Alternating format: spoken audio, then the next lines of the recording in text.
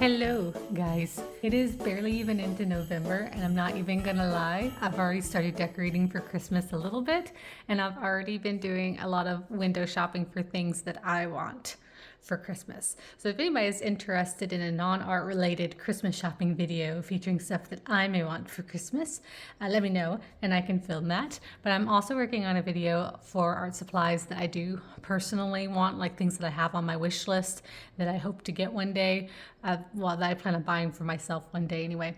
I'll be working on that as well, but for today I do want to do like a stuff I recommend as a Christmas gift for those artists in your life, stuff that I have used and are my current favorite supplies, just stuff that I recommend. Just put a disclaimer here.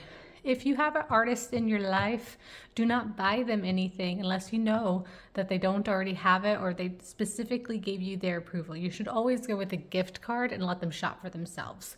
But if you're just looking for inspiration or something, I have a couple things that I recommend as Christmas gifts this year. Okay, so essentially I've got this split up into just a couple of categories, but the first category that we're going to start off with is stocking stuffers. These are small items that are essentially small enough to fit into your stocking. So the first thing that I would recommend are my personal favorite, your Pitt Artist pens by Faber-Castell. I have a rather large collection of these. They come in cute little like 6-piece sets, or you can get a large set and make an entire present out of it. But I do really enjoy these for line art. I use them all the time. In particular, the white one. These ones are all brush pens, by the way. They come in a couple of different types of nibs, but for art's sake, I use the brush tips. But the white one I think is wonderful for small highlights. It's good for white fur on tan paper, and it's good for just making corrections. I use the white a lot, and I go through a lot of it. So Pitt Artist pens. I would love these in my stocking. The next thing, okay, we're just not going to start off quite artistic, I guess. The next thing that I would recommend, this is actually stationery, but the Zebra mild liners. The reason why I recommend these things, I mean, you could technically make art out of these, and I have before, just small doodles, but these come in so many different types of flavors. They come in different colors, all the colors of the rainbow. You can get pastel sets, muted sets, gray sets. You can even get Disney sets. They come in Pokemon sets. Any fandom that you're a part of, Mild Liner probably has particular sets. So if you have somebody in your life who enjoys or is a fan of something, look to see if maybe they have mild liners. I just think these are super cute to put into a stocking. Okay. The next thing that I would recommend are erasable colored pencils. I have a beef with just your traditional regular graphite pencil. I don't like them. I don't like to use them. I like to use colored lead. I think it just adds a different dimension to your art. I think it can change the entire way your art looks. So personally, most of the time I use the Prismacolor Color Erase colored pencils, and they come in a wide variety of colors. Well, this one's not Color Erase. This one's actually a carand'ache erasable colored pencil, and this one's the non-photo blue one. So this one you could sketch your sketch with it, and then when you scan it into a computer, the scanner won't pick up the blue. So if you did like your sketch first and then your line art with an ink pen, scan it in, the blue sketch isn't going to show up, but your line art will. So that's really cool as well. But I have various varieties, and most of these were easily attainable. I think these ones I originally got at Walmart. I think I got it like your local craft hobby store. This one I got at Walmart. I use these ones a lot too. These are the Papermate colored lead colored pencils available at Walmart. So very cheap, very affordable. These ones I did order online, but the leads for these ones I've found at specialty shops. They are available online, and these ones are much finer lead. Very cute. I think any artist would be happy to have a set of these in their stocking as well. The next thing I think is a given, various types of white ink, because we all need sparkles and sometimes just splashes of white in our illustrations. So I really like the Copic white ink. Here with me though, I have the Zig white ink, and I use these a lot again for stars and splatter and highlights. This is liquid ink, and I use a paintbrush to dip in this. But then you also just have your regular gel pens, your Sakura gel pens, Jelly Roll gel pens, And then like you can never go wrong with just a plain white acrylic paint marker of some sort. This here is Posca, and these come in various sizes and different types of tips for your everyday needs. And then last, for stocking stuffers, what I would recommend, never go wrong with a brand new kneaded eraser. Every artist loves these. And then a pencil sharpener of some sort. I've been really enjoying this one. I don't know how to pronounce it. Tagal sharpener. I think I got this from Stationery Pal. It's a Japanese stationery product. I've seen lots of artists online use these as well. I think they're gaining in popularity, but I like the sharp tip that this one make. But the second most common one that I use, even though it's kind of broken, is your Prismacolor pencil sharpener. So just decently cheap. You can never go wrong with those. So that's it for my stocking stuffers. So the next thing that I would recommend, this is a watercolor category. We're just going to talk about watercolors, and I'll try to make it vaguely short. The first watercolor set that I recommend, that I was really surprised with when I got it earlier this year, and I've played with it in a previous video, and I'll link that below. But this is the Da Vinci Denise's Embrace the Opacity. It's an opaque watercolor set, and you guys let me know on here that this was specifically made for animal artists, because the artist who they collaborated with is an animal artist. But I was really impressed with the colors in this and how they reminded me of animals. Like it was the palette I would like to use in all of my animals, all in one palette. This set is perfect for animals. I love this set. I think it is beautiful. These colors here in the middle are the Da Vinci pastel watercolors, but these top ones here, I mean, I recommend those ones too, but these two tiers right here are from her set, and I just love them. A+. These are absolutely perfect colors for any sort of animal art. Love it. The next set that I would recommend, I have used the crap out of this one all year long, and I've showed it many, many times.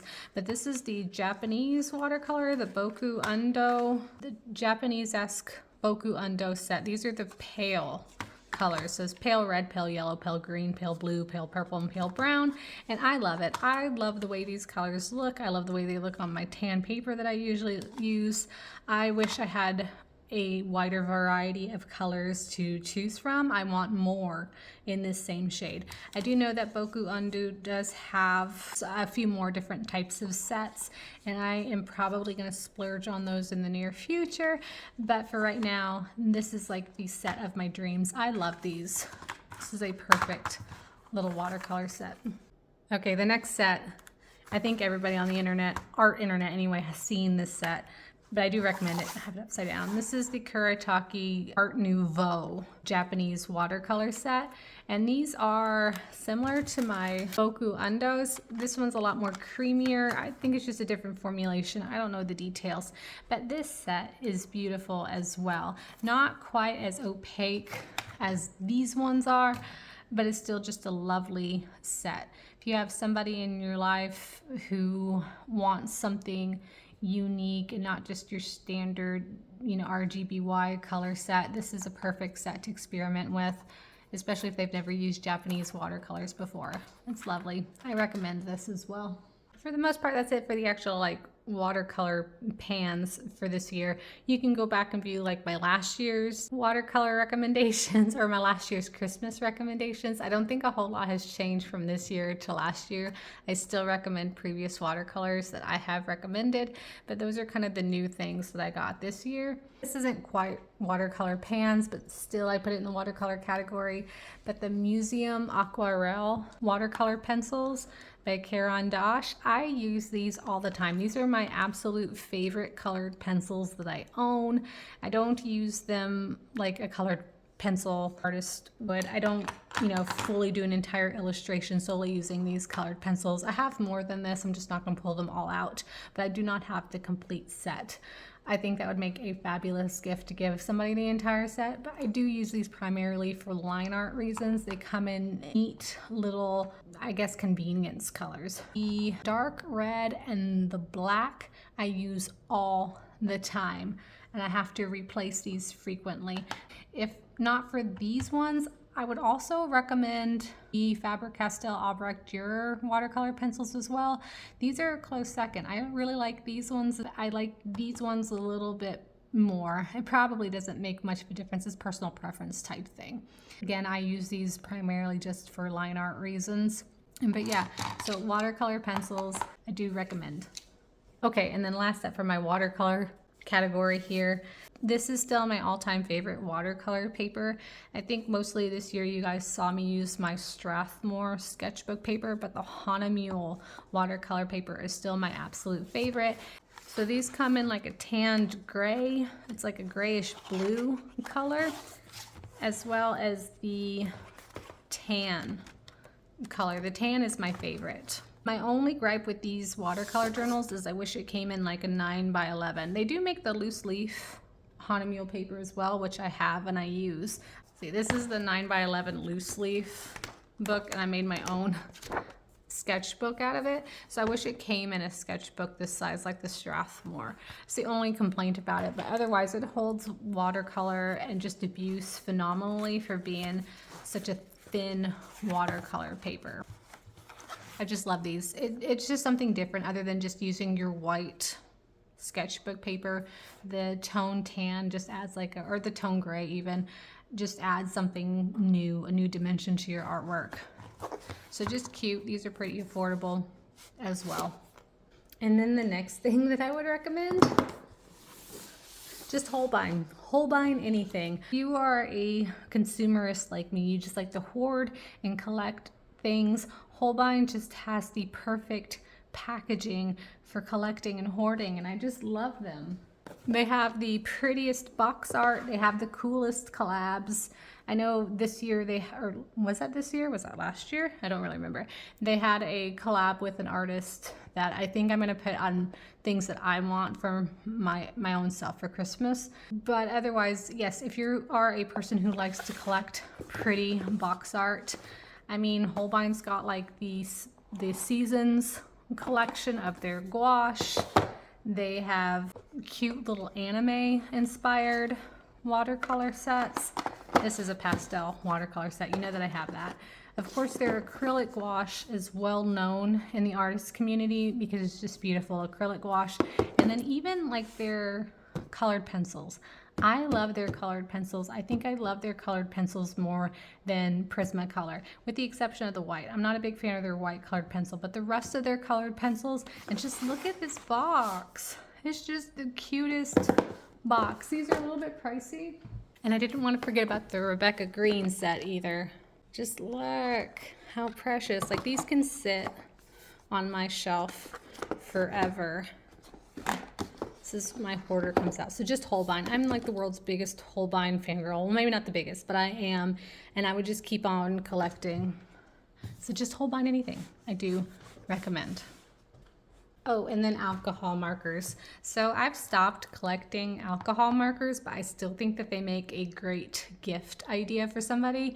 In particular, the Copics and your Ohuhu markers. I still think that they're the best of the best.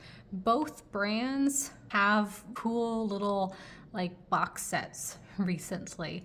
I know Ohuhu has an affordable box set that comes with alcohol markers, and I think it comes with like a sketchbook. It's just like a great introduction set. And then Copic as well has come out with lots of really cute little introduction sets. And I just think that combined just makes a really good gift, especially for a beginner artist. Copic as well likes to come up with various collabs with people sometimes.